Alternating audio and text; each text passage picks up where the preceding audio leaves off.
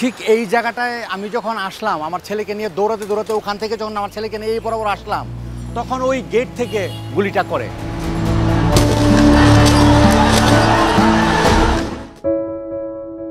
ঠিক এই জায়গাটাতে লাগে গুলিটা।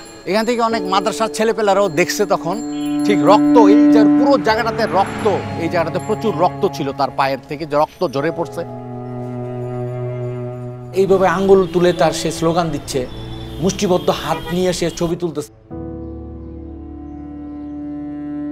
তার লাস্ট ছবি আঁকাটা যেটা, এটা ছিল পতাকাটা। ওর সাথে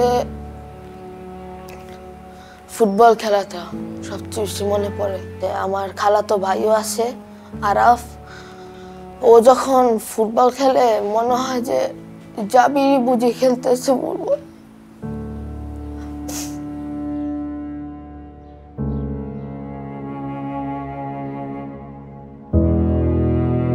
দরজার মধ্যে আমি বলছি যে দাদু তুমি যাইও না, আমি একটু মারতে চাই, আমরা এইসব বলবো না, আল্লাহই বলছে। কি বলবো, আল্লাহ যদি এটার বিচার করে আর কি করবো, আপনাকে হাতে ধরে কিছু করতে পারবো, সব কিছু তো আল্লাহর কাছেই।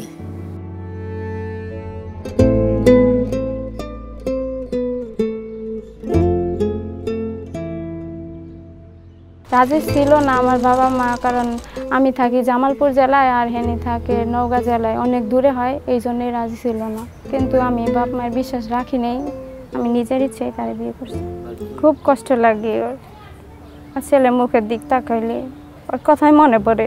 ওই যখন বাইসে ছিল তখনও শুধু বাবা ডাকটাই আগে ঘুরছে, ওর বাবারই খালি ডাকছে। আর এবার আক্ষেপ হয়, আবার মনে হয় যে দেশের জন্যই তো গেছে।